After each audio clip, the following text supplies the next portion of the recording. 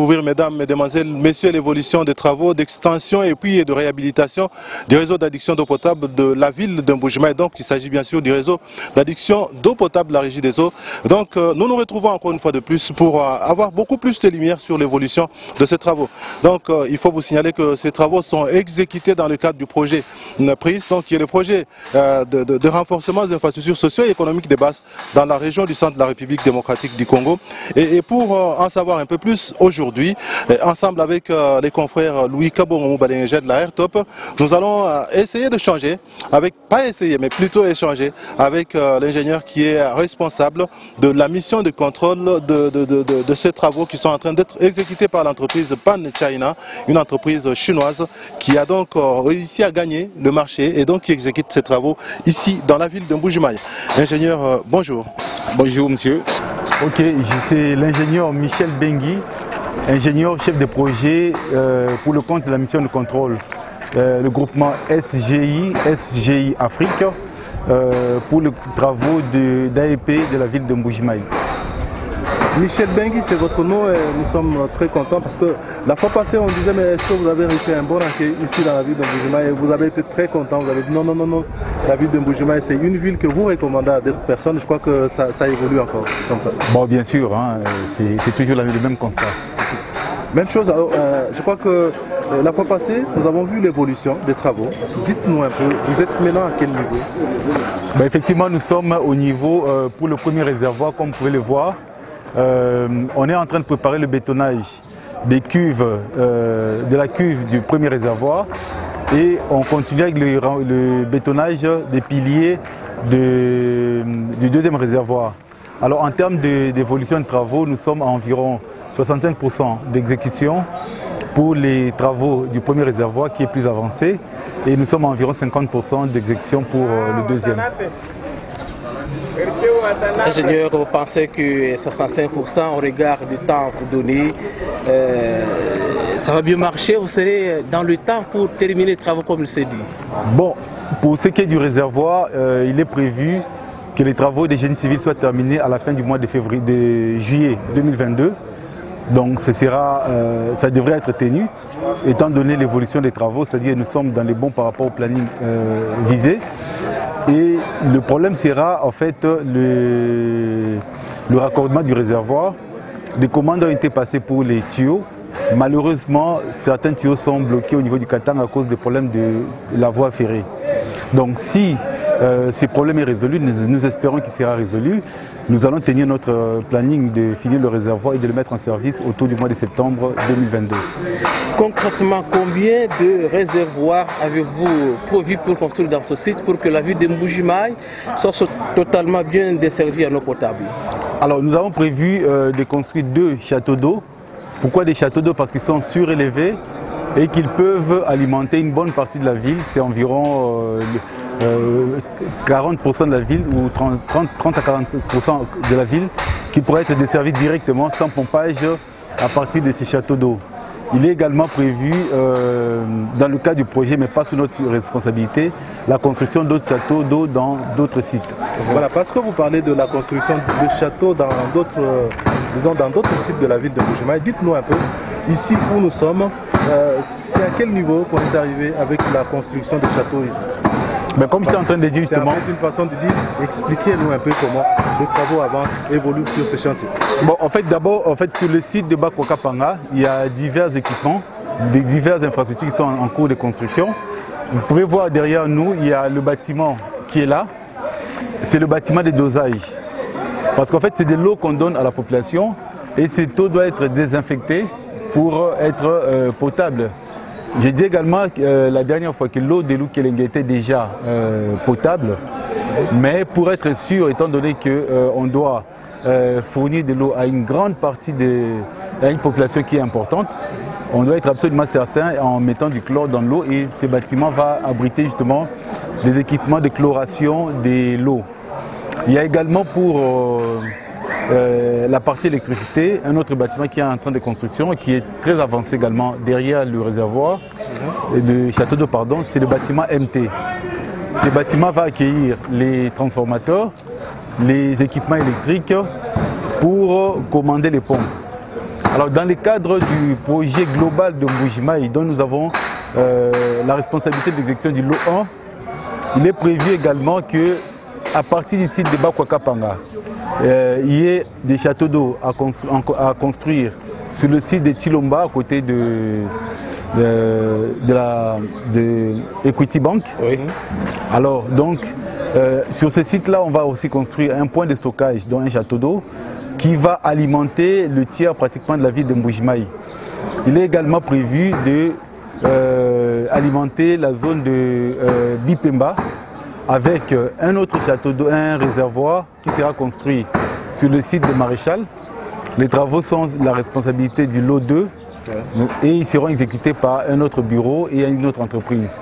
Alors donc pour ce qui est de notre site, comme vous pouvez voir, les travaux de génie civil sont très avancés et nous pensons terminer tous les travaux de génie civil à la fin du mois d'août et en septembre, octobre, mettre en service le réservoir, donc que ce réservoir soit à mesure de pouvoir alimenter le réseau de la ville de Mbujimayi. Et c'est sûr qu'au mois d'août, ces réservoirs pourront être livrés à la régie des eaux pour déjà recevoir de... Je parle de septembre, octobre. Septembre, octobre. Parce qu'en fait, il y a deux étapes. La première étape, c'est la construction du génie civil qui est en cours et qui est très avancée. Comme je disais, à la fin du mois de juillet, ça devrait être terminé s'il n'y a pas de difficultés liées à l'approvisionnement de ciment et ainsi de suite.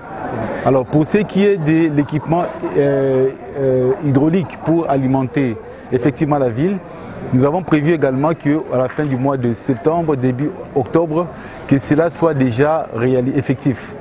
Donc qu'on puisse alimenter la ville, du moins la partie qui intéresse notre projet en eau à partir de ces réservoirs. Mais quelle va être la capacité de ce réservoir? Parce qu'il y a des questions que les gens se posent. Tout à fait. Effectivement, lorsque nous avons diffusé la première émission, il y a des gens qui ont posé des questions sur ça. Demandaient, mais ça va être quelle capacité? Et puis la hauteur, ça va être à quelle hauteur? Alors la hauteur, le réservoir est surélevé de 13 mètres. La capacité des deux châteaux d'eau, c'est 2 fois 1450. Donc 2 étant donné qu'il y a 2 châteaux d'eau. Alors ces châteaux d'eau permettront d'alimenter la ville de Mbujimayi de façon pompage jusqu'au niveau de parquet. Donc vous voyez au niveau du boulevard, vous prolongez le boulevard en vous enfonçant vers Chikila, je crois. Oui. Et donc toute cette zone jusqu'à ici sera alimentée par ces réservoirs. Et sur terrain ici, c'est la construction de châteaux d'eau. Et sur terrain, qu'est-ce qui est en train d'être fait? Ah oui, bonne question. En cours, ils sont en train de faire les travaux de pose des conduites. Il y a des conduites pour alimenter, effectivement, amener l'eau à côté des abonnés. Et pour les travaux de conduite, il est prévu 180 km de conduite à poser. À ce stade, nous sommes à environ 100 km de conduite qui sont déjà réalisés. Donc nous sommes à la moitié. Et là aussi, nous avons l'ambition de tenir notre délai, de finir les travaux autour de la fin de cette année. Donc 2022 est considéré par vous comme la fin effective des travaux, des poses des conduites, ainsi que la construction de ces châteaux d'eau. Bon, en fait, nous on a un projet, un délai, et ces projets devraient se terminer en 2022. Oui. Donc nous sommes en train de travailler, nous sommes en train de suivre le planning, et l'évolution est telle que nous avons des raisons de penser que s'il n'y a pas de perturbations majeures, bon, on a tenu compte de certaines perturbations, parce que ça existe, le projet devrait se terminer en 2022. Et jusqu'à ce jour, la population salue les projets.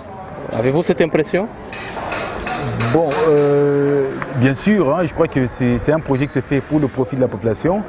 Nous avons l'impression d'être accompagnés par la population de Mbujimayi, ce qui est tout à fait évident.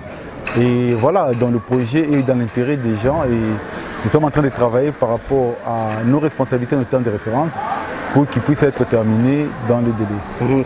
Alors, ingénieur, c'est un échange et notre population, nos téléspectateurs, ceux qui nous suivront à travers le monde auront la chance de comprendre vraiment comment évoluent ces travaux. Alors, aujourd'hui, le château va terminer, le posage des conduites mères terminé. Est-ce qu'il y a des travaux qui sont prévus avec la régie des eaux pour distribuer alors l'eau à travers la population, à travers la ville? Oui, justement, en fait, bon, je voulais quand même préciser aussi une autre chose que je n'ai pas mis en avant quand j'ai parlé de ces projets, c'est qu'il est prévu également qu'on puisse renouveler les pompes. Hein, ce site, en fait, c'est comme une sorte de site avancé pour l'approvisionnement de la ville de Mbuji-Mayi. L'eau vient de Lukelenge.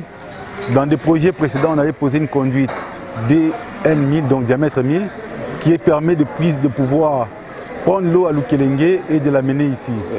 Alors, les pompes qui étaient là sont vieillissantes et de capacité réduite. On a déjà commandé de nouvelles pompes qui sont en route pour être expédiées vers la RDC et qui vont remplacer les anciennes pompes qui permettront d'alimenter les zones qui ne sont pas concernées dans notre projet, mais qui ne peuvent pas être alimentées par gravité. Comment je peux dire ça? Par juste la force des pentes, par le niveau. Alors donc ces projets-là, c'est la consistance, ou bien c'est le travail du lot 2 qui avait été lancé dernièrement, au début de cette année je pense, par le chef de l'État. Alors donc c'est un projet qui va se réaliser en 2 ou 3 ans à compter du début de cette année. Alors pour ce qui est maintenant de notre projet, ce projet-là en fait permettra aussi de pouvoir amener l'eau, n'est-ce pas, à la ville de Mbuji-Mayi. Notre projet a une moitié de la ville de Mbuji-Mayi à laquelle nous allons alimenter en eau potable. Nous sommes en train de poser des conduites, nous sommes en train de réaliser des bonnes fontaines et nous allons réaliser également des branchements particuliers pour que l'eau, n'est-ce pas, ne se contente pas d'arriver ici, mais qu'elle puisse être acheminée jusque à côté des consommateurs. Peut-être avant que Victor prenne la parole, vous pensez, ingénieur, que cette fois-ci, avec ces travaux de grande envergure qui s'effectuent sur le terrain, la difficulté de desserte en eau potable par rapport aux zones de basse tension, de haute tension, moyenne tension, ces difficultés prendra fin? C'est pour ça que le projet est en train d'être exécuté. C'est-à-dire, en fait, déjà pour la zone de Mouya, d'Ibindi, qui sont concernés par notre projet, il n'y a aucune raison qu'ils puissent avoir des problèmes d'eau. Il n'y a pas beaucoup de raisons. Bon, on peut avoir encore des problèmes s'il y a, par exemple, une panne d'électricité, là c'est autre chose. Mais s'il n'y a pas de panne d'électricité, il n'y a vraiment aucune raison pour que les gens ne puissent pas avoir de l'eau. Alors, je voudrais peut-être revenir à d'autres petites questions. C'est par rapport à la population. Est-ce que vous estimez qu'actuellement la population vous accompagne comme il se doit? Bon, oui, hein, oui. En fait, nous avons un accueil très favorable. Bon, du moins. C'est par rapport aux travaux. Justement. Quand vous y allez par exemple pour placer des conduites, vous rencontrez des fois des difficultés parce que c'est l'occasion de dire à cette population que ces travaux qui sont en train d'être exécutés, c'est pour la population, ce n'est pas des travaux africains qui vous appartiennent, ce ne sont pas vos propres travaux. Donc cette population comprend qu'effectivement ce que vous faites c'est pour son bien. Nous avons un accompagnement de la population. Nous avons même, parfois se susciter dans la population de l'enthousiasme. On a même des moments où la population vient un peu veiller à ce que les travaux se passent bien. Bon, en fait, on n'a pas besoin de ça, il y a le personnel pour se faire. Mais tout ça montre que la population s'est vraiment approprié nos travaux et qu'elle accompagne le projet et qu'elle attend les résultats du projet. Maintenant, je voudrais que nous puissions parler du réseau MIBA. Le réseau MIBA, qui était un réseau, on dirait, un peu privé, qui appartenait à la société minière de Bakwanga, mais qui devra être pris en charge par vous à la fin de ces travaux. Ça va se passer comment? Parce qu'on parle plutôt de l'interconnexion du réseau. Oui, effectivement. Notre projet prévoit la possibilité d'interconnexion. Quand je dis la possibilité, c'est-à-dire, c'est parce que le réseau MIBA est indépendant. Il fonctionne par lui-même. Et notre projet prévoit que, au cas où ce projet ne serait plus à mesure de remplir ses responsabilités, et j'espère que ça n'arrivera jamais, ou si ce réseau a une difficulté quelconque, que le réseau de la Régie des eaux puisse lui venir en aide. C'est comme cela que dans le cadre de notre projet, il est prévu que nous puissions alimenter le réseau MIBA de Nyongolo, je crois que c'est MIBA, et dans le cadre du lot 2 qui sera fait avec l'autre bureau d'études et l'autre entreprise, on va alimenter le réservoir qu'il y a dans le camp Miba, dans la commune de Kanchi. Côté Kanchi. Donc, dans le camp Miba, côté du siège de la Miba, que ces réservoirs soient alimentés également par les travaux de la Régie des eaux. Donc, effectivement, le réseau Miba va continuer à exister et la Régie des eaux sera un appui au cas où il y aurait un problème. Maintenant, pour secourir le... Je voudrais qu'on parle aussi des azurèpes. Les azurèpes qui à un certain moment rencontrent des difficultés, mais quand il n'y a pas de l'eau sur la ville d'Mbujima, ce sont les azurèpes qui aident la population à trouver de l'eau. Est-ce qu'on a pensé aussi à connecter les azurèpes? Parce qu'on ne sait jamais, ces azurèpes peuvent tomber en panne à un certain moment et les réseaux peuvent avoir des problèmes. Alors comment c'est organisé? Oui, en fait déjà, la Régie des eaux ne pose pas de conduite dans les zones imparties à la Miba et aux azurèpes. Donc dans le cas du projet, on ne posera pas de conduites là-bas, sauf des conduites qui vont alimenter les réservoirs des azurèpes pour qu'en cas de difficulté, n'est-ce pas, la Régie des eaux puisse être à mesure de pouvoir venir en aide aux azurèpes. Alors dites-nous maintenant par rapport aux conduites que vous êtes en train de poser dans différents quartiers, vous êtes arrivé à quel niveau? Parce que les gens se posent des fois des questions. On vous a vu sur l'avenue de l'université, on vous a vu sur l'avenue cathédrale, et puis vous êtes allé sur l'avenue de l'autre côté, du côté des Simis ici. Oui, mais on ne vous voit pas ailleurs. Alors la stratégie de déploiement dans la ville est simple. Nous avons déjà posé les conduites dans les quartiers Tchikila, je ne sais pas si vous connaissez. Oui. Et nous avons posé dans le quartier Mamayemo, dans la commune de Mouya. Là c'est presque terminé, on a réalisé à pratiquement 90%, 90-95%. Nous sommes à 80% dans le quartier Mamayemo côté Dibindi. Enfin, moi je parle du quartier, vous voyez quand vous quittez le rond-point Mamayemo, vous allez vers Lukelenge ou vers la ferme de Panangé là, de part et d'autre la route. Tout ce quartier est alimenté, sera bientôt alimenté en eau. On est en train d'ailleurs, si vous y allez, de faire des travaux pour mettre en service ces réseaux. Nous espérons que la mise en service de ces réseaux devrait intervenir autour du mois de juillet-août. Donc là-bas, les travaux seront complètement finis. En août-juillet, on devrait pouvoir remettre le réseau à la Régie des eaux. Quand je parlais de la fin de l'année, en fait, c'est la fin de l'année pour la fin des travaux. La fin des travaux. Mais par secteur, les travaux seront terminés bien avant la fin de l'année. Donc il y aura une mise en service progressive et les derniers engins, en fait, vont être retirés du chantier à la fin de l'année. Donc là, à ce moment-là, une bonne partie de la ville aura déjà eu lieu, l'eau. Alors il y a également le quartier, vous voyez, l'avenue Kassavubu. Vous enfoncez vers Kassavubu, tous les quartiers de part et d'autre de l'avenue Kassavubu qui devraient aussi être connectés autour de juillet-août. Et pour le quartier Tchikila, la mise en service du réseau que nous venons de poser devrait intervenir autour du mois de septembre parce que le quartier Tchikila devrait être alimenté directement par le réservoir alors que les autres quartiers seront alimentés par le château de Pardon et les autres quartiers seront alimentés par le réservoir circulaire qui est déjà en service et que vous pouvez voir derrière. Ingénieur, peut-être ce n'est pas un tabou de demander le traitement de vos agents, ça passe bien, il n'y a pas de difficulté quelque part? Bon, c'est une question qui est importante, n'est-ce pas, étant donné que dans les genres de projets que nous gérons, le volet environnemental est extrêmement important. Le traitement des ouvriers, pas seulement des ouvriers, de tous les travailleurs, est conforme aux normes environnementales de la Banque africaine de développement et aux règles du gouvernement de la RDC. Les ouvriers ont des contrats de travail conformes à la réglementation en RDC. Évidemment, il y a un effort de mise à jour qui est fait de façon permanente. Et puis également, il y a des normes de sécurité qui sont observées pour éviter qu'il y ait des accidents dans ces travaux. Et jusque-là, heureusement, mais pas seulement par la chance, mais aussi parce qu'on fait des efforts, on n'a encore eu aucun accident. Et tout se passe bien, il n'y a pas de difficulté quelque part dans la prestation? Peut-être, il voudrait poser peut-être un problème de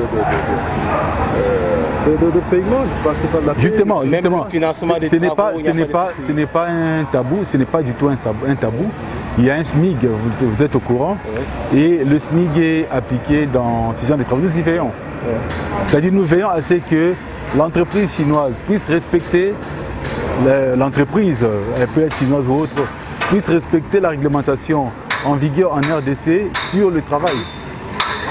Ingénieur, c'est une très bonne occasion pour nous de vous rencontrer et surtout d'étaler en long et à large par rapport à l'exécution de ces travaux. Si vous avez été demandé, ingénieur Michel, qu'est-ce que vous pouvez dire à cette population de Mbuji-Mayi qui attend voir l'eau couler à travers les robinets après autant d'années? Bon, moi je ne sais pas quoi dire à la population parce que je ne suis pas là pour faire un discours quelconque à la population. Mais ce que je peux dire, c'est que le gouvernement, n'est-ce pas, a fourni des efforts pour que la ville de Mbuji-Mayi puisse avoir de l'eau. Le gouvernement a mis les moyens, ils ont engagé une entreprise et une mission de contrôle et toutes ces personnes qui ont un contrat font leur travail pour que les objectifs soient atteints. Et les objectifs devraient être atteints, il n'y a aucune raison qu'on ne puisse pas les atteindre. Parce que le financement est là, il est disponible, les moyens sont là. Il y a des difficultés bien sûr d'approvisionnement avec le rail, mais sinon il n'y a aucune raison que le projet ne puisse pas se réaliser. Au regard de ce qui s'est fait sur le terrain, ingénieur Michel, êtes-vous satisfait? Oui, bien sûr. Bien sûr. Okay, comme je disais tout à l'heure, on a le planning est en train d'être respecté, les normes environnementales sont respectées, donc le projet connaît un cours normal, donc satisfaisant. Au bout de l'année 2022, nous osons croire que la population de la ville de Mbuji-Mayi va être totalement desservie à l'eau potable grâce à ce projet ambitieux du chef de l'État, le projet PRISE, ici qui est exécuté par l'entreprise chinoise Panshine, je crois. Et vous êtes en mission de supervision. Je crois que les mêmes sentiments sont également de votre hiérarchie, les sentiments de satisfaction. Oui, en fait, je voulais préciser quand même que notre projet, en fait, il y a plusieurs projets, n'est-ce pas, le projet s'est fait en plusieurs lots. Notre projet concerne les communes de Mouya et de Dibindi. Mouya, Dibindi. Voilà. Ah, voilà. Et les autres quartiers vont être desservis de manière parallèle avec la régie des eaux. Il y a un projet qui est en cours pour étendre le réseau à la ville de Mbuji-Mayi. Alors je voulais rappeler également que en fait, les quartiers où nous intervenons ont déjà de l'eau. Et qu'est-ce que nous allons apporter? Nous allons faire en sorte que l'infrastructure vieillissante de la régie des eaux puisse être remplacée par une nouvelle infrastructure. Et également, nous allons étendre le réseau, densifier en fait les réseaux dans ces quartiers en sorte qu'il y ait plus de possibilités pour la population de pouvoir accéder à l'eau potable. Parce que vous en parlez, comment allez-vous procéder? Parce que pour le moment, il y a un réseau que vous appelez vieillissant qui est là, qui est opérationnel. Et puis il y a un nouveau réseau plutôt que vous êtes en train de mettre en place. Comment allez-vous opérer ces changements? Oui, en fait, le projet prévoit que l'ancien réseau sera complètement abandonné. Donc on est en train de remplacer le réseau qui existe par un nouveau réseau qui sera plus dense, n'est-ce pas, qui aura plus de conduites et qui sera plus neuf, plus moderne, je dirais. Voilà. Est-ce que ces conduites-là, ce sont vraiment des conduites adaptées et qui ne pourront pas vieillir comme les autres? Bon, tout vieillit déjà, tout vieillit, mais ce sont des conduites en PIHD. Donc c'est, comment je dirais, c'est ce qu'il y a de mieux, je crois, sur le marché de l'AEP en termes d'addiction des conduites.